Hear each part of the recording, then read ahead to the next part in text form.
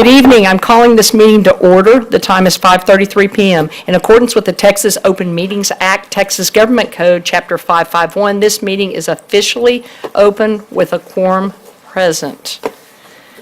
This evening, we welcome our student guests from the Leadership Academy at Como Elementary School to lead us in the Pledge of Allegiance. In just a moment, their principal, Valencia Rines, will introduce them, but first, let's all stand together for the pledges.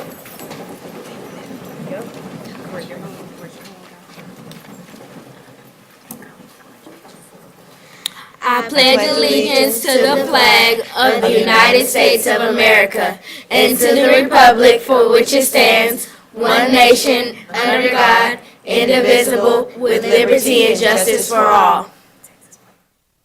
Honor the Texas flag. I pledge allegiance to thee, Texas, one state, under God, one and indivisible.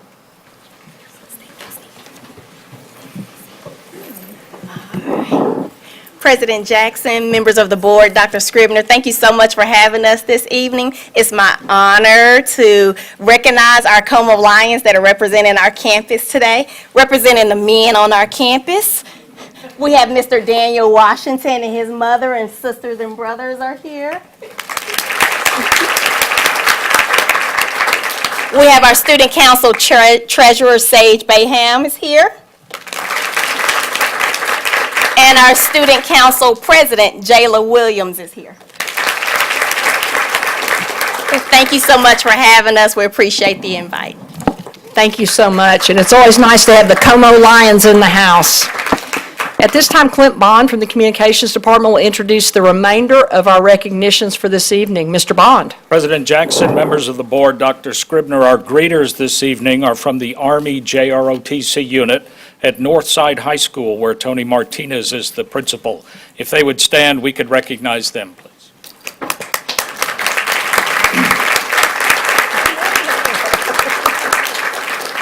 Hispanic Heritage Month is observed each year from mid-September to mid-October. The Fort Worth ISD is proclaiming Hispanic Heritage Month in a variety of ways. Out front in the foyer, as you came in, you probably saw the art exhibit on display featuring the works of Fort Worth ISD students from 7 different schools, celebrating the histories, cultures, and contributions of citizens whose ancestors came from Spain, Mexico, the Caribbean, and Central and South America. This collection is curated under the direction of Beverly Fletcher, our Director of Art Education. Fort Worth ISD's Northside High School community kicked off Hispanic Heritage Month, attending the unveiling of a 110-foot wall mural on Sunday, September 16th. Watch the screens, please.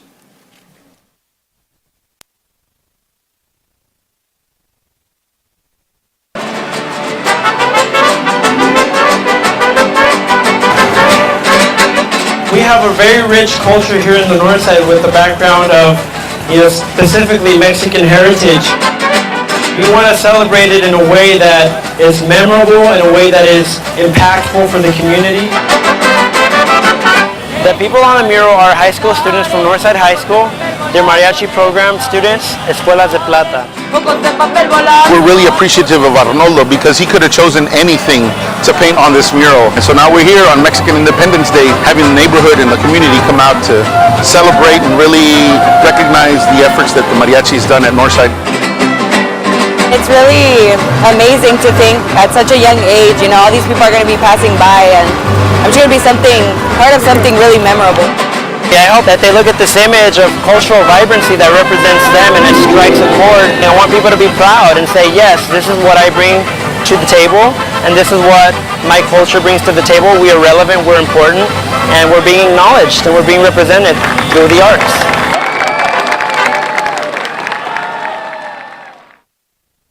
And this evening, to continue the heritage observance, we have with us the mariachi Escuelas de Plata from Northside High School. They're under the direction of Ramon Nino, Corina Cantu, and Elliot Johnson.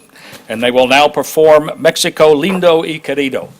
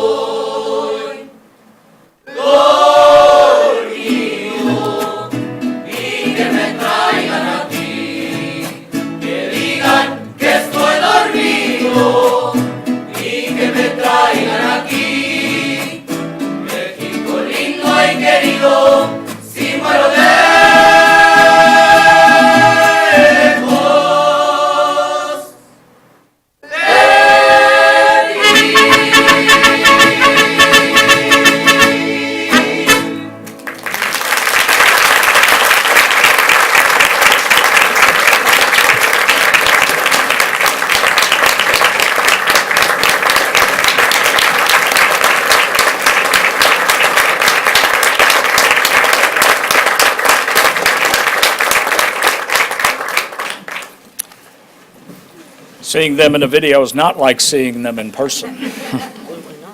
We have one other notable observance this evening. With the adoption of House Bill 174, the 83rd Texas Legislature proclaimed the last Friday in September as American Indian Heritage Day. This special day celebrates the historic culture and social contributions American Indian communities and leaders have made to Texas.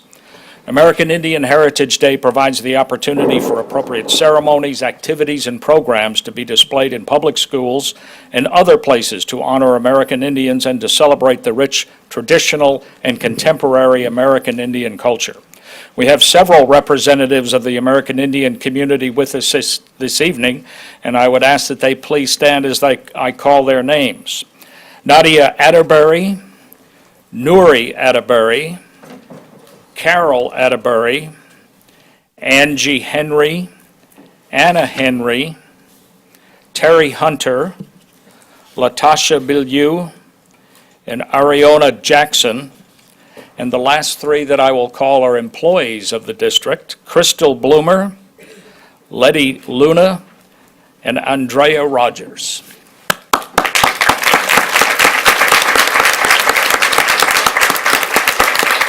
Thank you all. Thank you, Mrs. Jackson.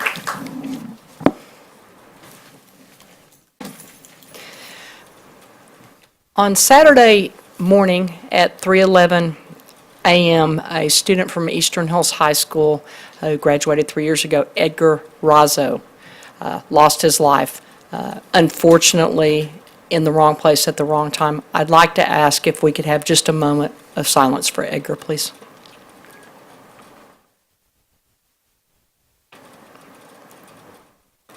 Thank you.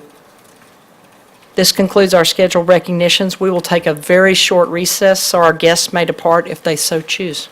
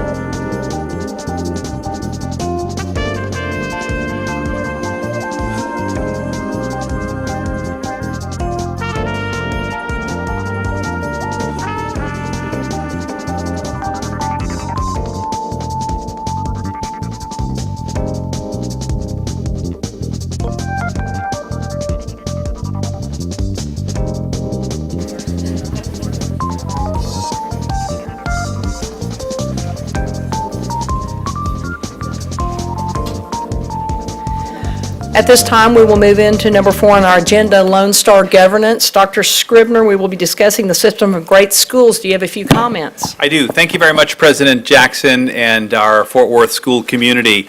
As you know, there are many theories of action, and in Fort Worth ISD, we have partnered with TEA, the Texas Education Agency. In fact, this afternoon I participated on a phone call with Deputy Commissioner A.J. Crable on Lone Star Governance, and it was clear how closely aligned that governance system is with the systems of great schools work. We were very pleased at the beginning of the school year when Commissioner Morath recognized Fort Worth ISD as one of 2 top urban school districts in year-to-year positive growth. As you know, we also 4 years ago had 24 IR schools. That number has decreased by 52% down to 11 IR schools, on our way to single digits next year, and then ultimately on our way to 0. So the trajectory is heading in the right direction. We believe that adopting this theory of action and implementing this system will accelerate our improvement. We also are honored that Commissioner Morath, in addition to recognizing us at the beginning of the year, has chosen to address the Fort Worth community at the Fort Worth Chamber's State of Public Education Luncheon that you all are invited to on October the 31st. Tonight, we will hear from, for the first time in a formal meeting, our Assistant Superintendent for Innovation, Sajade Miller. Also joining him will be our Chief Academic Officer, Charlie Carroll, Chief of Elementary, Dr. Raul Peña, and Chief of Secondary Schools, Dr. Cherie Washington, as well as our Chief Financial Officer, Elsie Shiro, who will provide some background. So with that, I'll turn it over to Sajade. Thank you. Thank you, Dr. Scribner. Good evening, members of the board. As many of you know, we have engaged in the System of Great Schools initiative with TEA. Central to this work is a belief that all students deserve a quality school. The System of Great Schools network supports district leaders to ensure more students go to more great schools every year. We embarked upon this journey in May of 2017.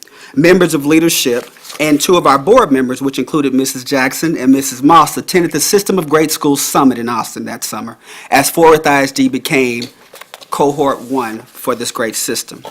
Then again this summer, Ms. Moss joined us and leaders from across the state, as well as nationally, who are engaged in this work for the System of Great Schools Summit 2 for this summer.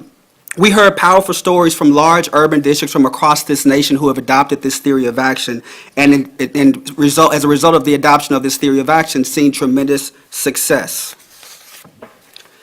As you've heard Dr. Scribner share, the work has already begun. Our IR campuses have gone from 24 campuses to 11, and on our way to single digits and eventually none. The System of Great Schools network develops system-level innovation and problem-solving skills for district leaders. And we've adopted this system with the goal of increasing the number and percent of students in our top-rated schools and decreasing the number and percent of students in our low-rated school. So what is the school performance framework? The school performance framework provides clear performance expectations and creates a transparent and objective way for districts to differentiate support and interventions for school. A great school in Fort Worth ISD is not based solely on STAR scores alone, but a myriad of other factors that align to our values and address the local context and the needs that are evidenced by other factors, including the campus climate survey, as well as our focus on equity. You may recall engaging in a collaborative process through the strategic plan work as we define a definition of a quality school in Fort Worth, and there was a particular focus on equity during the DELT meeting. Well, the school performance framework focuses on the 3 buckets of data that ensure equity throughout Fort Worth ISD, and the buckets of data include academic excellence, mission alignment, and learning environment. Good evening, Board. It is interesting how things come around. 20 months ago, there was a different group sitting here visiting with you. It was Assistant Superintendent K.J.R. Bradford, Associate Superintendent Sarah Rispey, and Budget Director Lori Boswell, who were having basically the same conversation with you about needing to provide equity across the district and work toward making sure that we provided quality instruction and materials for all of our students. And what was put on the screen at that time was a similar table, but with many, many, many more measures. And so we came to understand over time and working with some external partners that when you look at that many things, you don't really focus on anything. And so we whittled those down to 3 categories: academic excellence, mission, and learning environment, and the particular indicators under each one of those is listed on the screen. And so what you'll see is that the insistence of the group is to keep our focus where it is and where it has been on academic excellence. It's still 50% of an overall score, including the 3 domains from STAR. We are looking at the mission of the district, and by mission, what we're really talking about is our work toward growing all of our students every day. Are we making progress every day toward our goals and toward achieving the mission of the district? And under learning environment, we get away a bit from some quantitative measures and go over into qualitative. Qualitative data is good to look at. And when it's survey data that looks at what our teachers and staff and parents are telling us about things that we're implementing to achieve the first 2 categories, then it's valuable data to us in working with our community.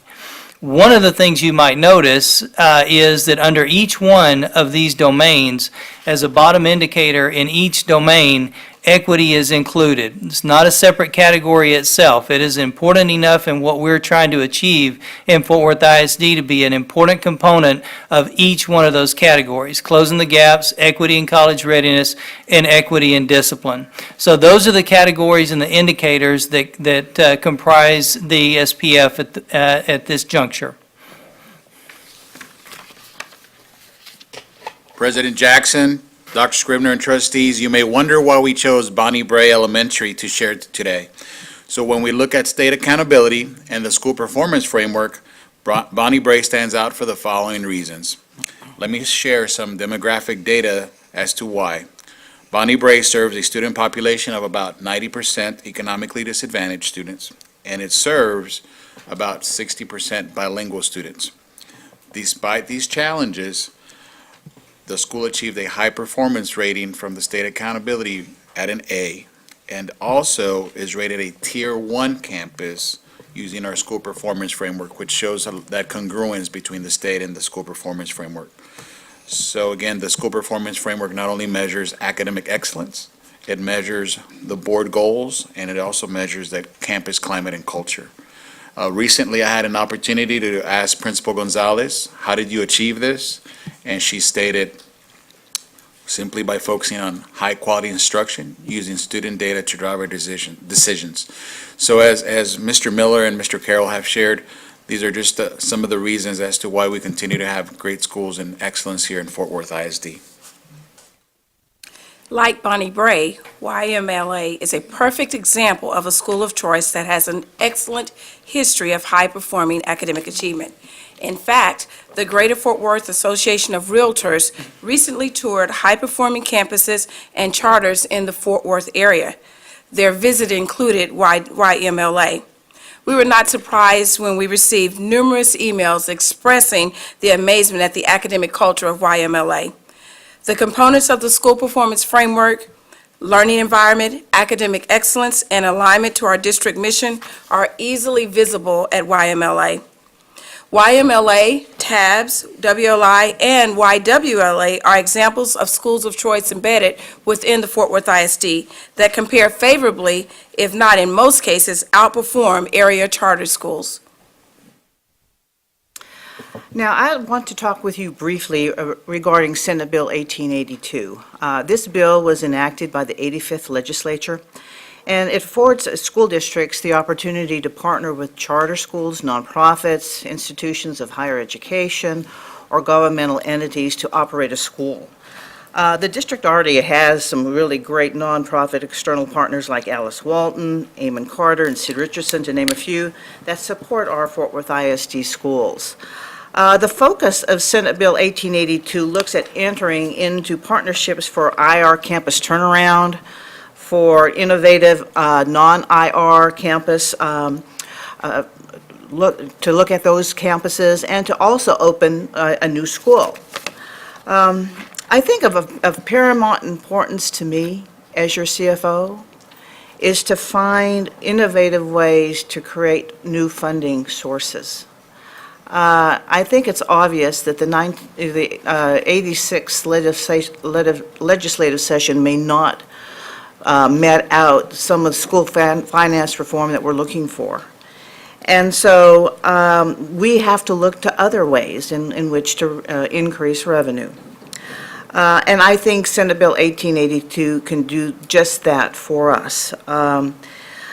So what happens is that the students, if in fact we enter into a partnership, would remain the students of Fort Worth ISD, and they would be counted in average daily attendance like they always do. However, we would get additional funding. We would get approximately $1,900 more per student in average daily attendance.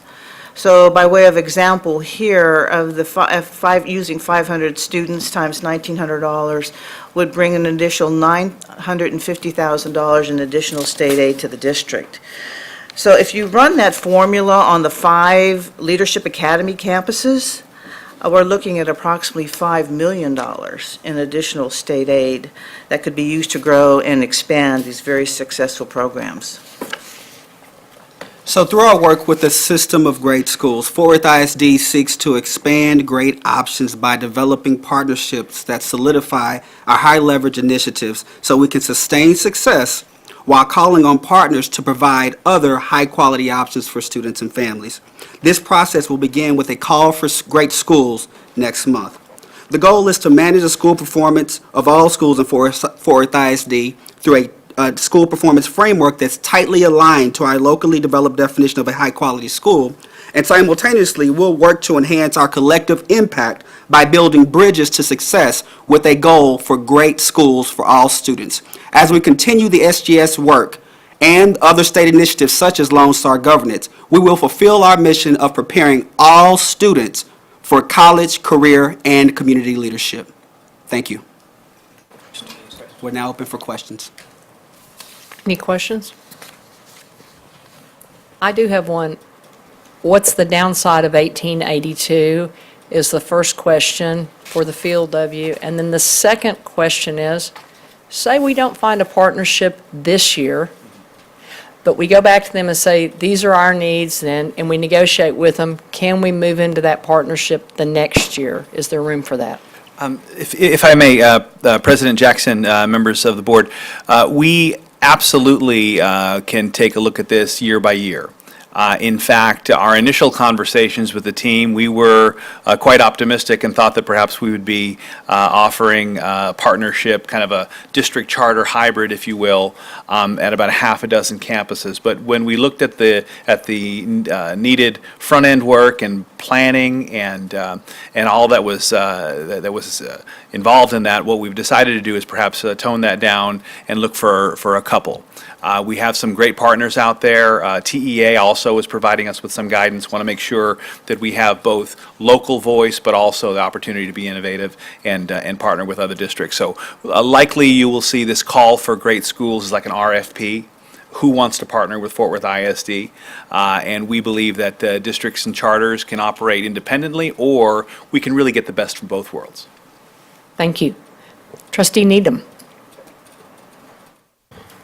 Thank you, President Jackson. Dr. Scribner, I don't want to put you on the spot, but who are some likely partners?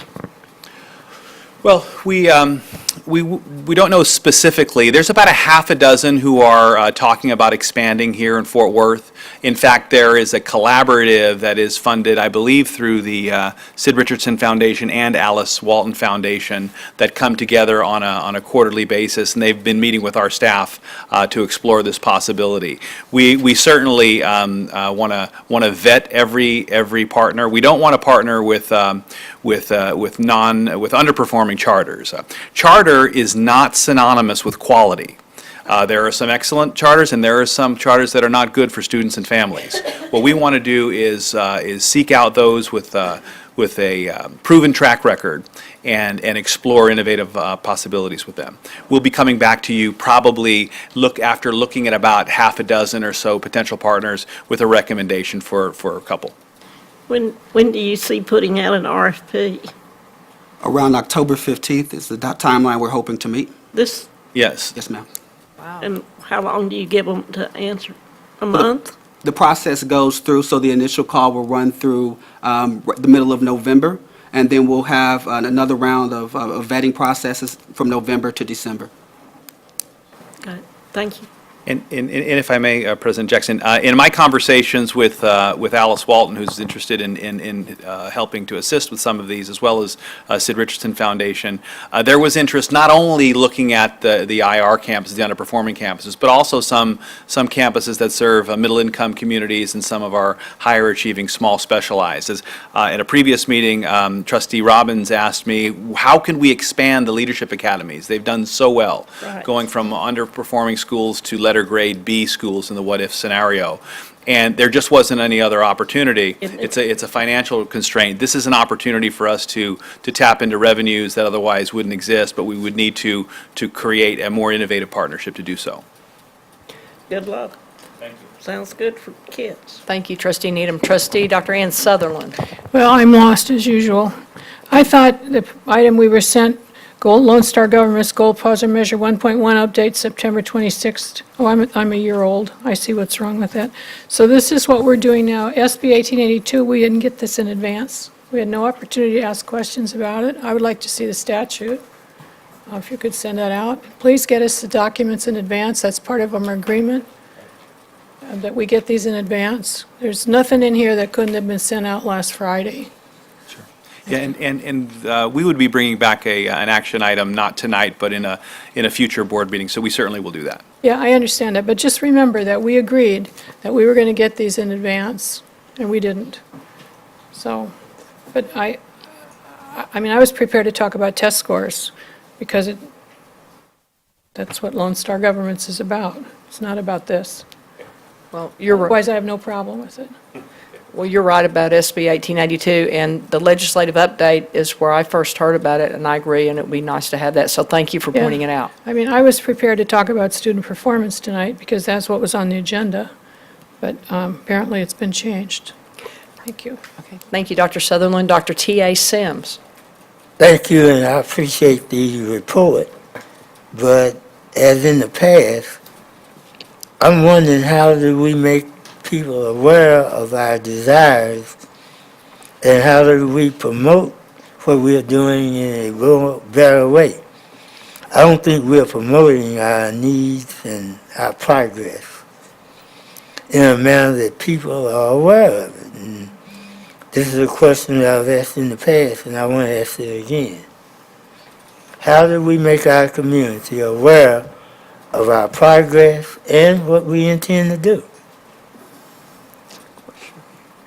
So today we had the opportunity to participate in the collaboration with other ACE schools from across the state. And Fort Worth ISD is one of the campuses that were highlighted, along with Richardson ISD and Dallas ISD, for the gains that we had this year at the Leadership Academy. So part of that was we gave our opportunity to share best practices for what we did as a district to see those gains, and how we're going to work as a collaborative to make sure we sustain those gains through initiatives like System of Great Schools and with support from the state. So we've been having those conversations to discuss our early successes and how we can sustain those. Well, have you thought about billboards? I've noticed that a lot of the smaller districts, they have billboards all in Fort Worth ISD. Have any of you all seen any of them? Yes. If not, I can tell you where they are. Yeah. Some of them, In fact, we have had a conversation about billboards and other ways to tell our story in terms of the transformation that's starting to take place. But you're absolutely right. We want to have both a quality product and then be proactive about messaging what we're doing. Thank you. Thank you. Thank you, Dr. Sims. Thank you to the team. That was a great presentation. And just as follow-up, we're going to get the information Dr. Sutherland requested. And at this time, we'll move into public comment. Let me remind you, in public comment, because of restrictions by the Texas Open Meetings Act, board members may not engage in a verbal exchange about a subject that has not been posted. We will listen and take notes, but the board is specifically prohibited from responding to any inquiries made during a board meeting on any topic not posted on the agenda. However, the board may reply with, 1, a statement of specific factual information given in response to the inquiry, 2, recitation of existing policy in response to the inquiry, or 3, direct the person to visit with staff about the issue. While this board listens to concerns of a general nature and issues of common and individual concern, the board will not hear complaints about specific individual employees or public officers during the public comment session. Speakers shall refrain from mentioning names of individual employees or public officers during their comments. Any employee, parent, or other member of the public is asked to comply with the appropriate grievance policy to have a complaint heard pursuant to the applicable board policy. In accordance with board policy BED local, speakers shall have a 3-minute time limit, and we ask that you please observe this rule. Furthermore, a speaker may not relinquish his or her time to another speaker. Delegations of 5 or more persons shall appoint one person to present their views before the board with the time not to exceed 5 minutes. I'm going to call you all down tonight 2 at a time, and we have a total of 6 speakers. Mr. Leroy Pena of the Red-Handed Warrior Association and Mr. Robert Franklin.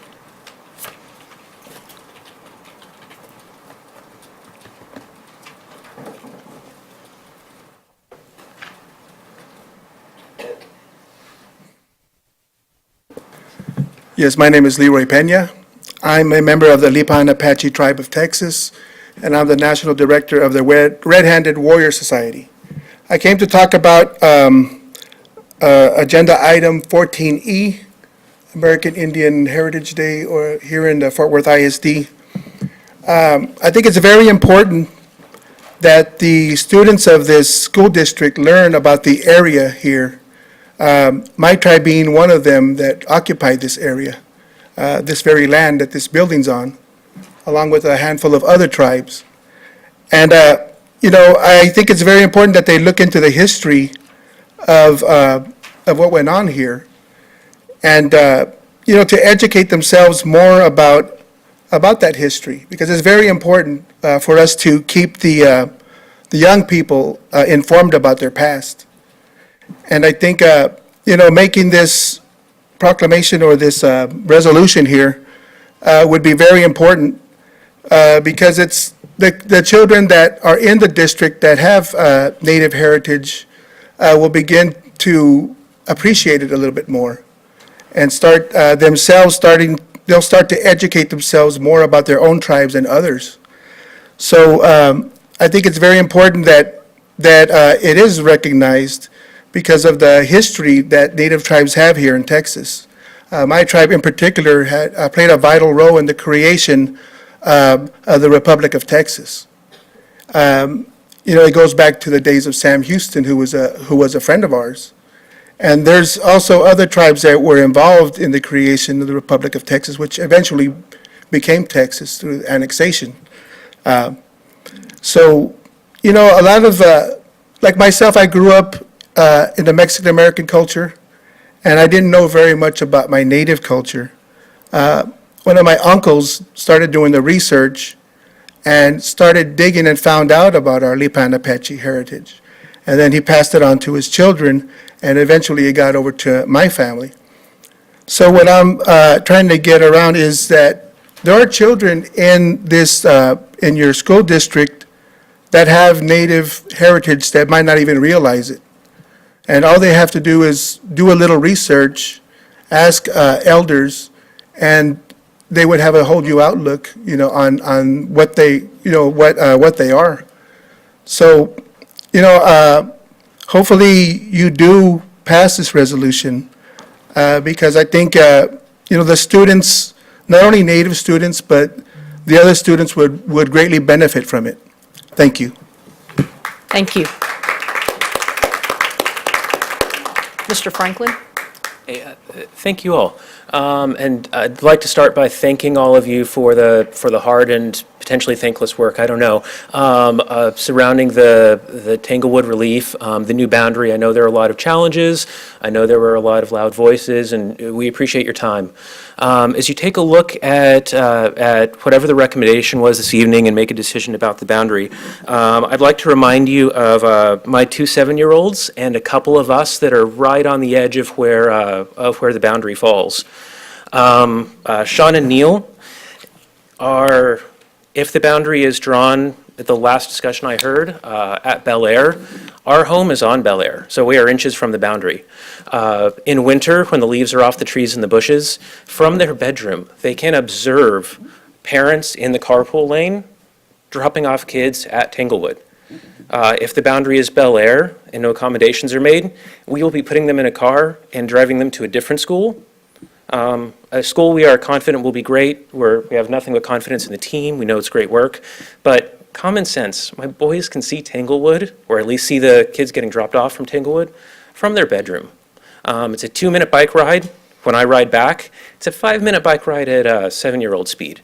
But we're part of a large group of people that are in close proximity. We understand that you have tools at your disposal that I hope you're taking advantage of, whether or not that is selective, tight zones of choice, to include those people that are within walking distance and biking distance of the school. It's a lifestyle issue. You don't need more information from me on blue zones or anything else. You know the facts, you know the reasons. I just want to remind you of the common sense and the proximity of some of us that are very, very close to Bel Air, that are looking at being shifted to the new school. Love the new school. It'll be great if we're there, but we would like to be able to go to the school that we can see and we can walk to. Thank you very, very much. Thank you, Mr. Franklin. Mr. Stephen Poole and Mr. Cleveland Harris.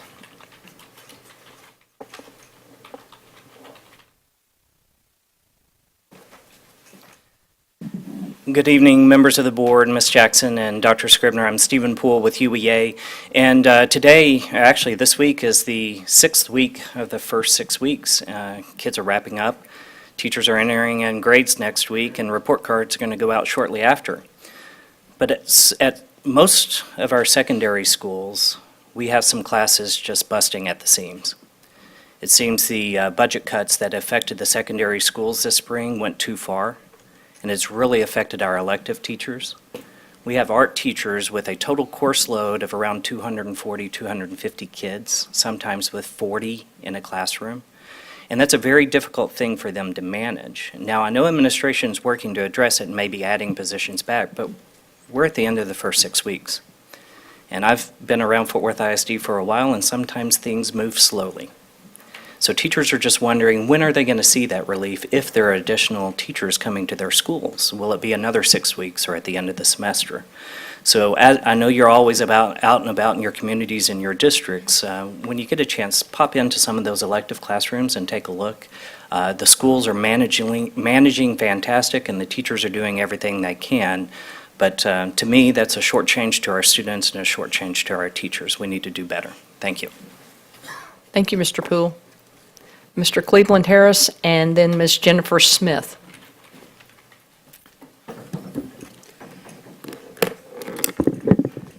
Good evening. Not only does the district new notice fail to inform parents of the content of human sexuality instructions, it also fails to comply with the state law, Section 28004 of the Texas Education Code, provides written notice to parents each year to a student enrolled in the district. On this subject, the Board of Trustees failed to provide a statement informing the parents their constitutional rights. Now, the issues that we have in our community is over boundary, and no one has really took a serious thought about what's going on. And what's going on, you have implemented books that gives a glamorous role of what transgender is about. And in reality, it's not. Books like Beautiful Music for Ugly Children, Lily and Duncan, Transgender People, graceful Grayson.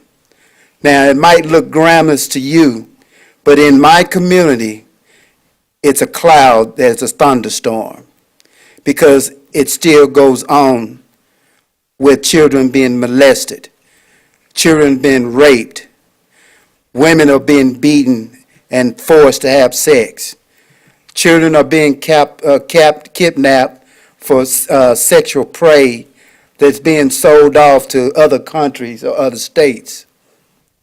And for us to sit up here and look at this and try to make it glamorous is the wrong message, because what you're doing, you're giving the okay to say that this kind of behavior is accepted.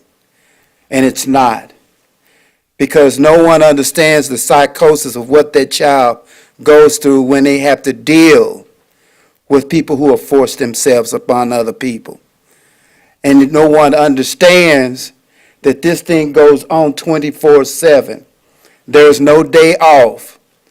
Tonight, some child is going to be pampered with, it's going to be fondled with, and it's going to be taken advantage of.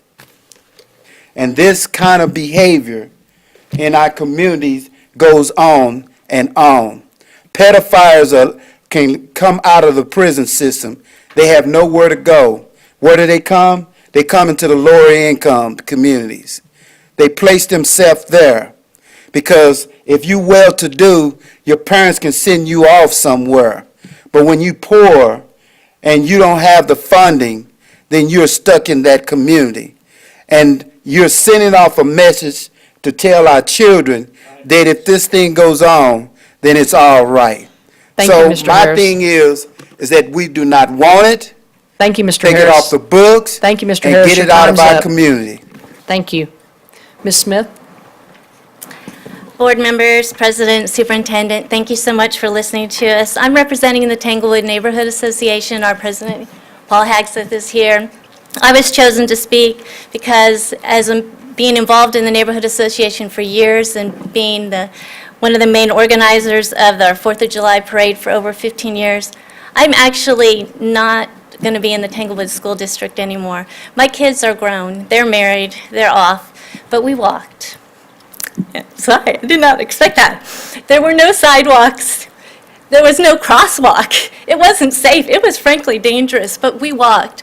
We watched people park for the school carnival outside of our house and we were amused because we could go so quickly just on our own feet. I just find it just really perplexing that Fort Worth is trying to be part of a Blue Zones project with changing policy to encourage activity, fitness, cycling, walking to work, to school, and yet there's a boundary change that's being considered that is going to force children to be a commuter instead of a pedestrian or a cyclist. It just doesn't make any sense to me that there's a portion here that could be pedestrian, and we're going to change that to a commuter situation. I know a lot of people have sacrificed just so they could walk in there. It also doesn't make sense that you have a whole section of Bluebonnet Hills who they're going to have to drive no matter what, but currently now they're scheduled to be in Tanglewood School District, even though they still are south of Bel Air as well as we are. We have talked to some trustees. Some people have ignored us. So we feel like our voice has been ignored. We have met with some of you. In February, we had a great meeting, and we thought the conversation was still going on. So we're asking for a continuance or just an idea. Consider that zone of choice as an option for students who can and want to.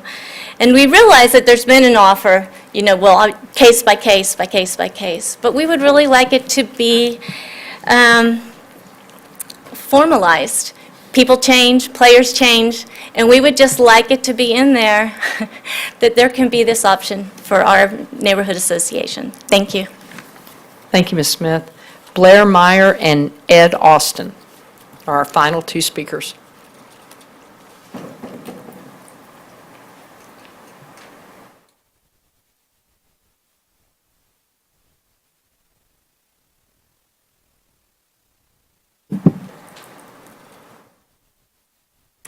Good evening, Board. My name is Dr. Blair Meyer.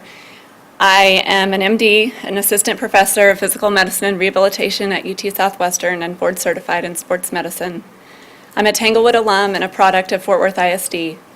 I'm a Tanglewood mom to a kindergartner and a second grader. I'm a member of the Tanglewood Neighborhood Association.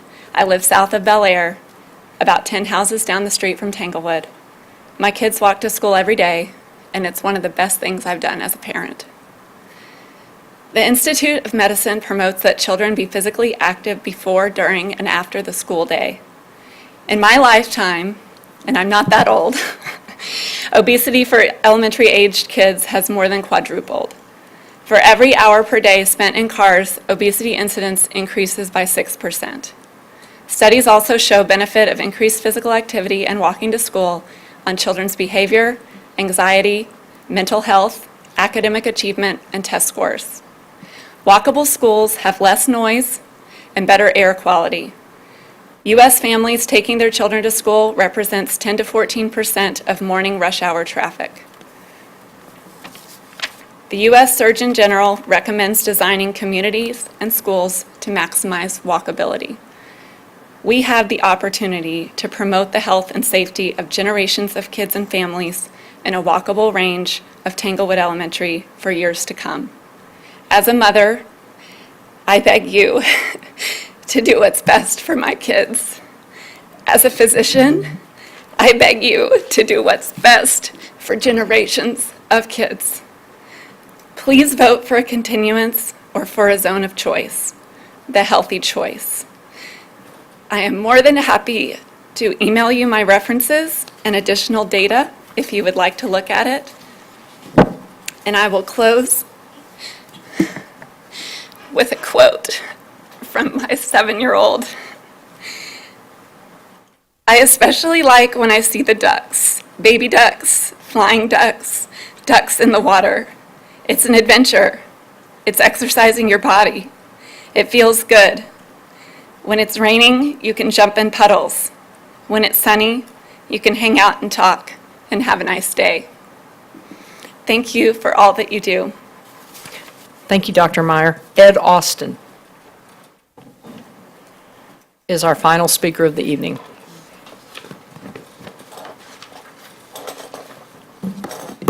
Good evening to the board, superintendent, and the rest of my board members. We have a governing body in the state of Texas, the State Board of Education, they put it as Texas Educational Code. And in that governing body tells you what you can and cannot do. They tell you how your partnerships are listed. We've been through this sexual identity. That's not for nobody in this board or curriculum to tell what a parent should be taught when it comes to identity. That is left up to the parent. So you need to take Unit 5. I'll strike down Unit 5.5 in that health and science curriculum. Whoever signed off on it need to reevaluate it, take it up, remove it, because it's unlawful. It's not in state standards or to teach that. You can't do it. So it needs to be removed ASAP. So there's no discussion about it. Whoever signed off on it need to retract it and send it back up to Hill. Leave it up to the parent. It's not for you to give any child identity, period. That's up to the parent. Up to the parent. It tells you that in Texas family law, and it tells you that in the U.S. Constitution. The first vanguard of the child is the parent, not the school district. It's not for anybody on the board or in curriculum to tell our children, I teach identification. You snatch power out, and then you want to teach identification? That's not for you to do. I mean, I'm not on the transgenderism. I'm not about that. We're talking about fundamental rights. So if you want, a parent wants that to be taught to their child, they can sign a form. You didn't even give us a chance to opt out. I don't even recall it being the board on the agenda. So how did it get slipped down? So I'm asking my board members to do your job. You're obligated to the people who vote you in. So do your job and retract it and strike it down. Let the parents make that decision when it comes to that. I have nothing else to say but do the right thing. Do the right thing. Follow the rules. You know, we got a state board representative that's sitting out off in this room. They know the rules. So let's follow the rules, y'all. That's the only thing we ask y'all to do. When it comes to that, leave it up to the parents. And then you slip in at 6th grade. At 6th grade, a child's mind begins to develop and to identify. So we know why you put it in at the 6th grade. So let's pull it back, send it up the hill, send the notices out to the parents and let the parents decide. Thank you. Thank you, Mr. Austin. And I'd like to recognize the State Board of Education member, Pat Hardy. Let's give her a round of applause.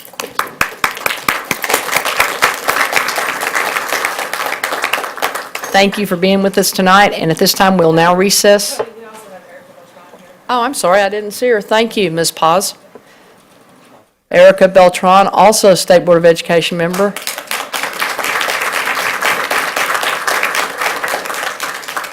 Thank you so much. We'll now recess and reconvene in the board conference room.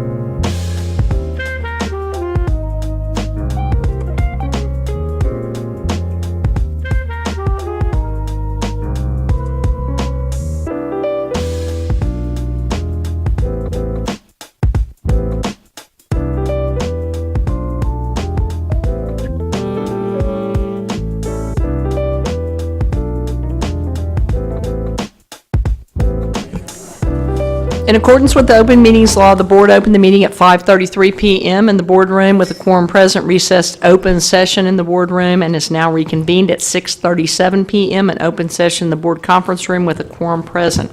As board president, I'm making the following statement in accordance with board policy BBFA local. This is a reminder to each of our board members of the legal conflict of interest requirements and disclosure requirements you may have for matters under consideration on this agenda for this meeting tonight. If required by law, board members shall recuse themselves from all discussion and shall abstain from voting on any matter pertaining to such a disclosure. Are there any questions concerning consent agenda items? On 7, can you tell me about that? I was trying to find it in my book. I didn't. On the rainwater consultant? Yeah. On item A7, approval to pay rainwater consultant to coach and facilitate pre-K 3 teachers professional development. I think that's Charlie Carroll.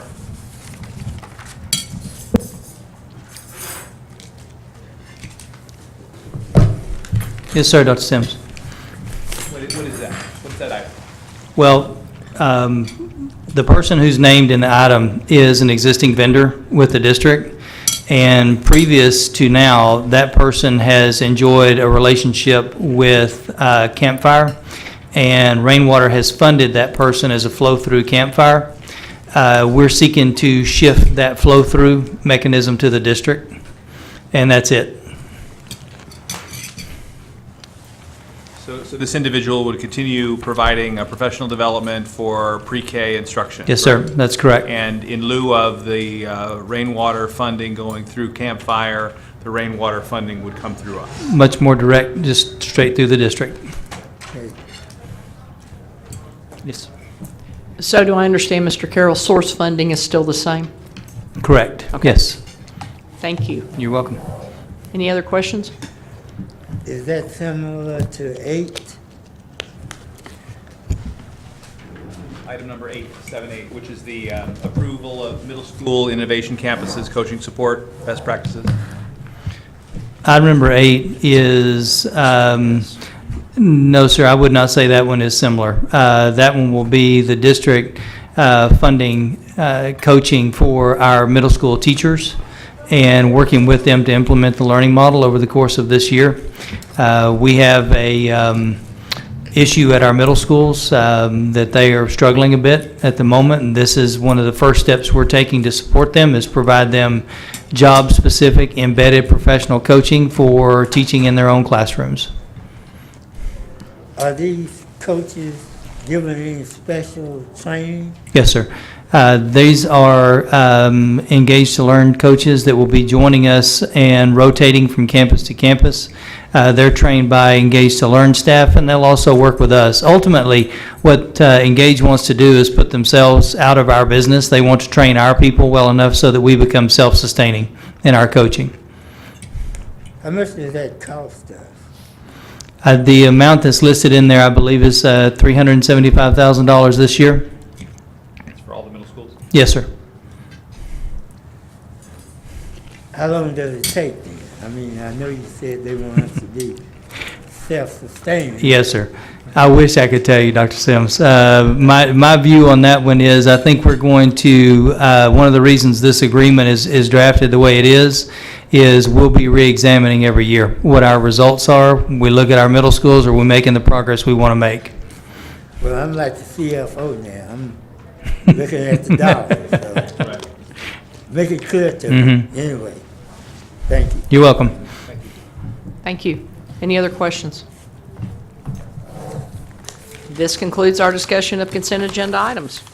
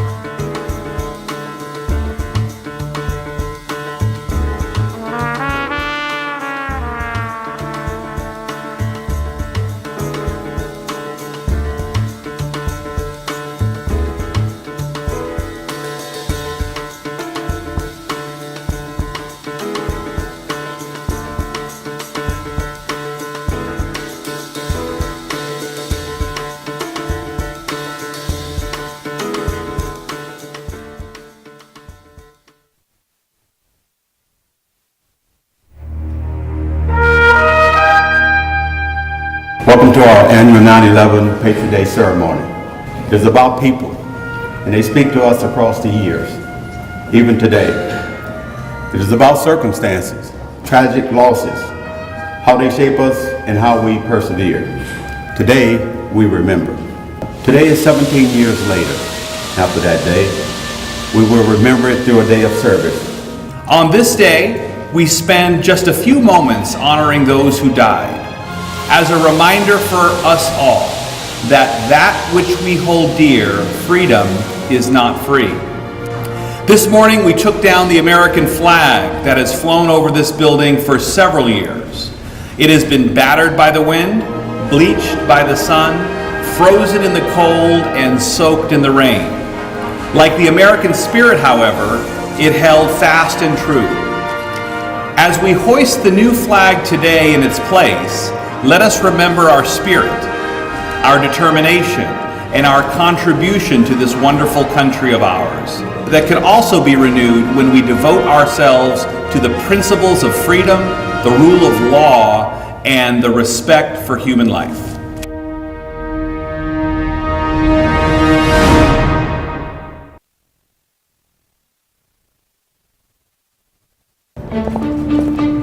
I thank all of you for joining us here today. We're very excited that this school's pre-kindergarten, first grade, and second grade classrooms all will be stocked with books as we begin classes next Monday.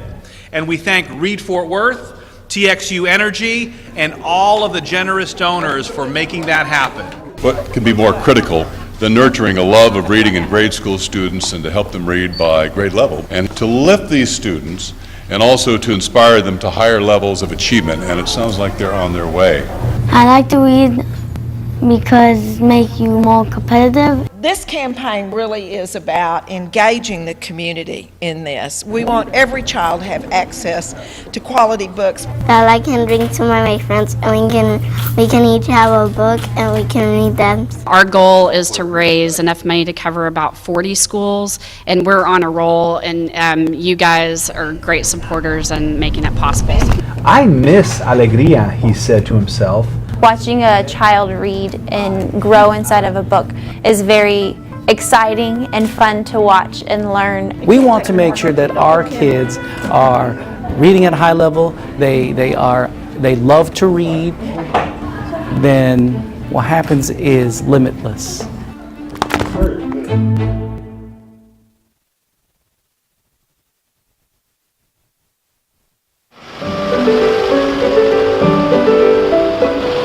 This morning we started at I Am Terrell Academy for STEM and VPA, Fort Worth ISD public high school of choice with students from 25 middle schools from across the city. Thank you.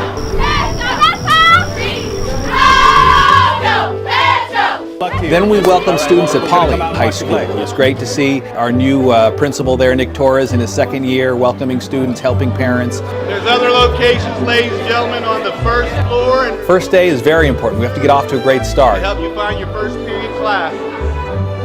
Good morning. Wow, look at these good-looking, smart students. Today is a very good day to start. The first day, everybody's excited about learning and being here in third grade, so I'm excited as well. Good morning. Have a great first day. School is important to me because when you learn, you get a better education and a better job, so you have a better life. Good morning. Boy, what a good group of students. All of our schools are focused on the first five, building relationships.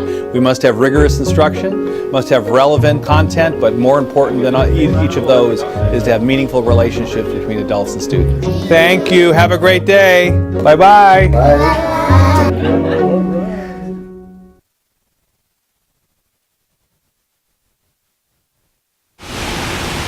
During this point in time, there was no intermarrying between classes. I'm here for UT On-Ramps. It's a dual enrollment program through UT Austin.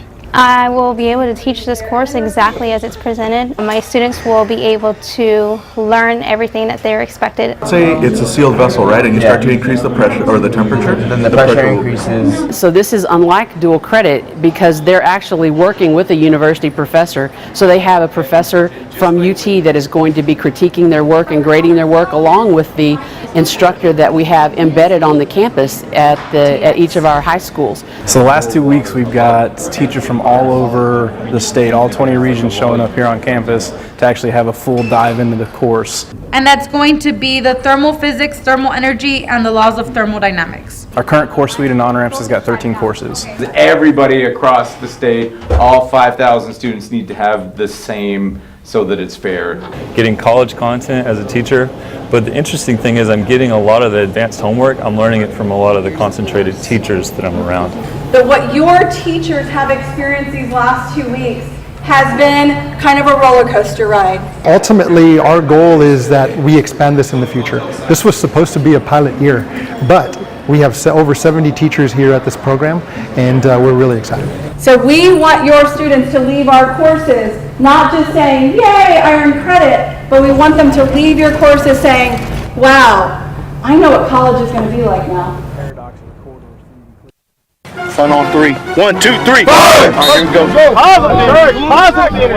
go. There's so much momentum and so many great things happening in Fort Worth ISD. In fact, this year, we've cut the number of improvement required campuses in half and increased academic achievement across the board. So whether you're returning or starting your first year, you're part of a winning team. Coach Fesley, good to see you. Good to see you, Dr. Scribner. So I know we have football season coming up, but this isn't practice. What do we have going on here? This is something maybe even more important or just as important as practice. The coaches call it Leadership Week. Wonderful. Building leaders. Building leaders. Building confidence, trust. It's very important. Coach Goebel has some special guests that you're going to want to catch. Let's see it. We have the United States Marines in here. Coach Goebel called in a few good men who know a lot about leadership and team building to help turn the Southwest High School Raiders into champions. Tell me what you think it means to be a champion, Jalen. To win and put effort and don't give up. Win and put effort and don't give up. That's excellent. So how do you get students to give it their all and keep going? Whether it's a science project or the buddy lift. The buzzword in academics is rigor. You build a strong relationship with your students, you can be as rigorous as you want to be. It sounds like you're building a culture. Culture defeats strategy every time. The days of X and O coaching are dead. I'm so proud of you, our teachers, for building community. It starts at the beginning of school with what we call the first 5. In those first 5 days, the focus is on getting to know each of your students and them getting to know you and each other. Once students feel they belong, they engage more and achieve more. And we're seeing results. Fort Worth ISD was one of the most improved large urban districts in Texas. And scholarship offers totaled more than $92 million for the class of 2018. And students are continuing to learn even through the summer. Every child wants to be successful. I just have to provide the energy, the effort, and the relationship for them to become successful. And that's a winning formula in the classroom, on stage, and on the athletic field. So a great coach is also a great teacher, and a great teacher is also a great coach. Every day, all day. We're going to have a great year together, so stay cool. We'll see you in school. All right, good morning, Jonah. Aiden, good morning. I tell these guys, hair is overrated. Right. Yeah. I tell my kids, I'll know when you're working hard because I say play and run around and coach with your hair on fire. That's what you'll look like me. Here's the other thing.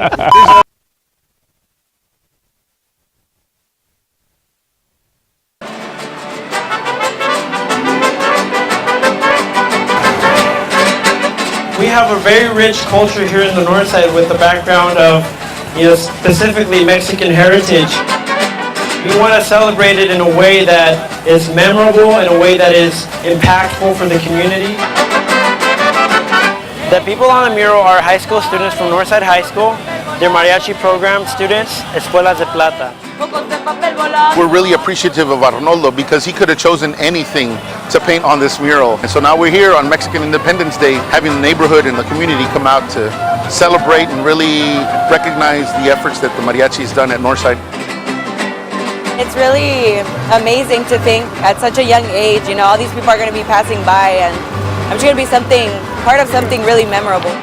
Yeah, I hope that they look at this image of cultural vibrancy that represents them and it strikes a chord. And I want people to be proud and say, yes, this is what I bring to the table, and this is what my culture brings to the table. We are relevant, we're important, and we're being acknowledged and we're being represented through the arts.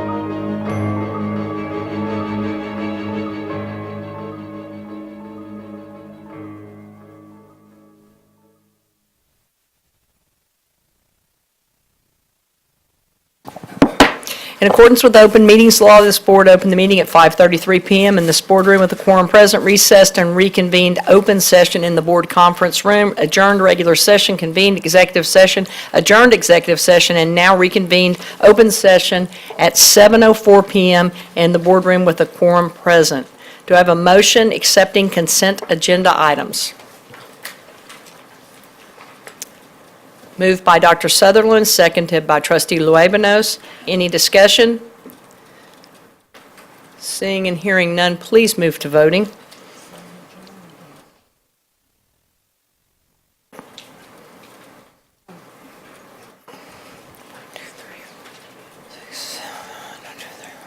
And the motion passes unanimously. Moving on to action items. With no action required on items A, B, and C, we will move on to 14D. Approve attendance boundary for elementary school number 229, Tanglewood Relief. Do I have a motion? Moved by Dr. Ann Sutherland, seconded by Dr. T.A. Sims. Trustee Paz. Forgive me for my ignorance, not being a trustee in the Tanglewood area. I don't know much about the community conversations that have happened, and I know that we do have a precedence for having a neighborhood preference boundary. Is there a reason that that is not being considered, or and I'm not saying that I necessarily support that, but is that something that has been considered, and was there a reason why that isn't being brought forward? So if I may, President Jackson, Trustee Paz, yes, in fact, this process took about 18 months, I think, from beginning to final recommendation, and it really was the most comprehensive community outreach process that I've been a part of here in the last almost 3 years.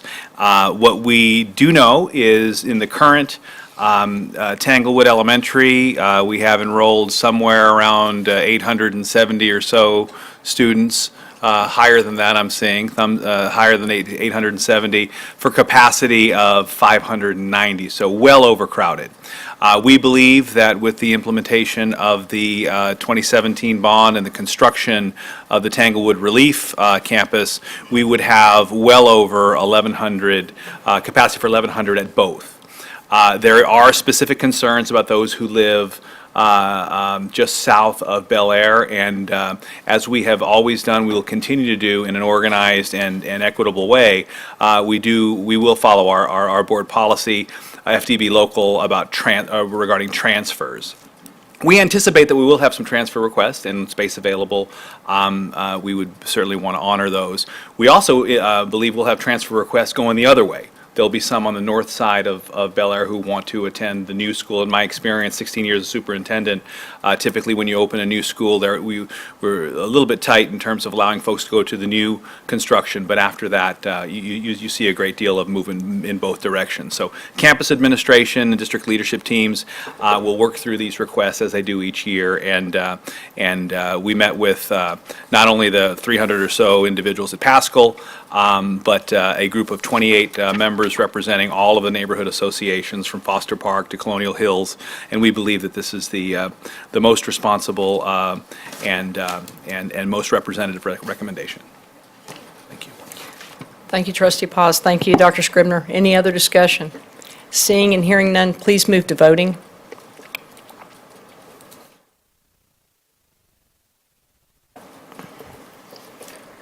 And the motion passes unanimously. 14E, approve resolution honoring American Indian heritage. Ms. Paz, would you like to read the resolution, please? Then we'll move on the resolution. Yes.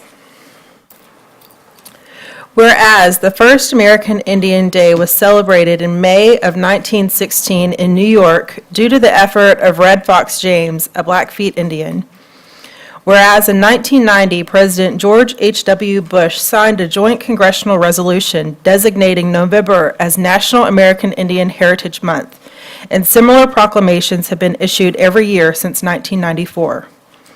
Whereas the nation's population of American Indians totals 3.2 million residents. Whereas the number of American Indian residents in the state of Texas ranks 4th in the United States, and Texas is one of 15 states with 100,000 or more American Indians.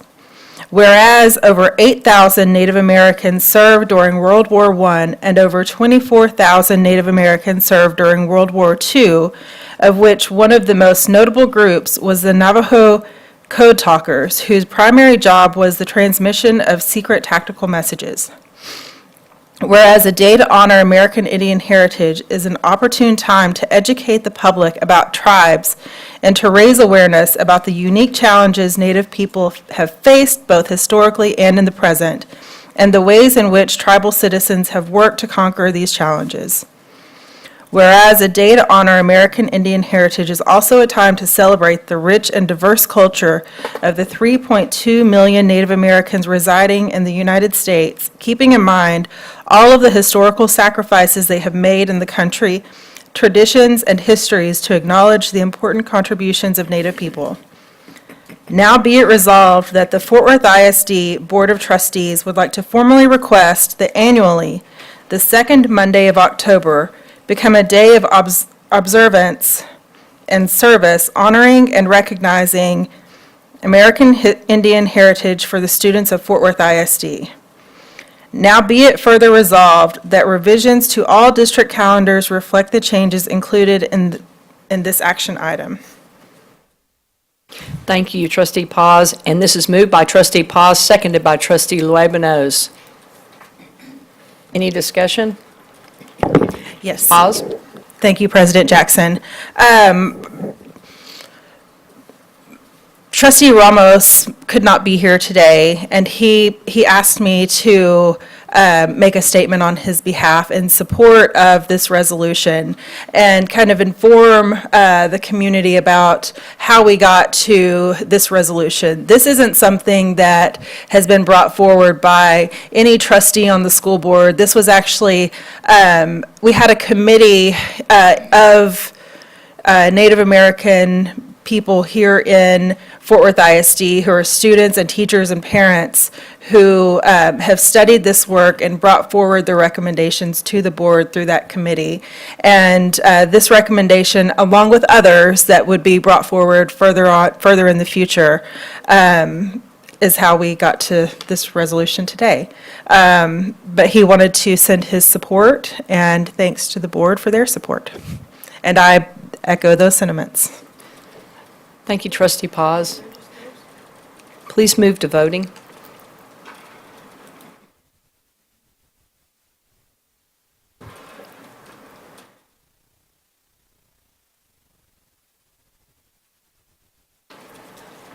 Who's not?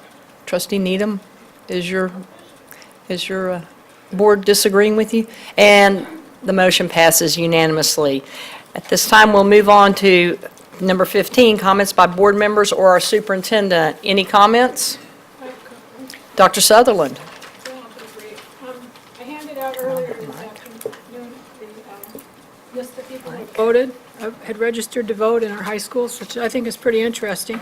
Turns out that, I've never done this before, but it turns out that I did it on the wrong day. I should have waited until after today because tons and tons of things happened today. But it looks like, in general, the schools are doing a lot better than they might have done. I have asked for a list of all, I don't care about the names, a list of all the eligible 18-year-olds and the number that were registered to vote. And I'll do, when it closes on the 9th, I'll go ahead. The other two I think I have are small. Mr. Austin brought up the issue of transgenders in the sixth grade health curriculum. I believe this is still an issue. I don't want to make it in the campaign. But my understanding is that it's not covered in the curriculum and it was not properly communicated to the parents. And I would like a report on that, not necessarily tomorrow or the next week, but soon. Just, This is a if comment. you'd like a report, then we'll get the superintendent to do so. Yeah, okay. And finally, last year I made a fuss about this and nothing happened. Would you please make sure the dates of service of the board members are correct in the audit when it comes through in the 1st of November? I thought you'd appreciate having this a little early. Thank you. Thank you, Dr. Sutherland. Trustee Norman Robbins. Yes, I'm pleased to make everyone aware of a new rivalry that's growing in the Benbrook community. The Benbrook Middle High School and the Western Hills High School will play Friday night at Farrington Field. The community has established a new rivalry under the Community All-In banner. There will be a trophy that transfers back and forth. There's a lot of community spirit. That's a very positive thing. So I commend the community for doing that and look forward to years and years of a very productive rivalry. Thank you. Thank you, Trustee Robbins. And on that, we're adjourned.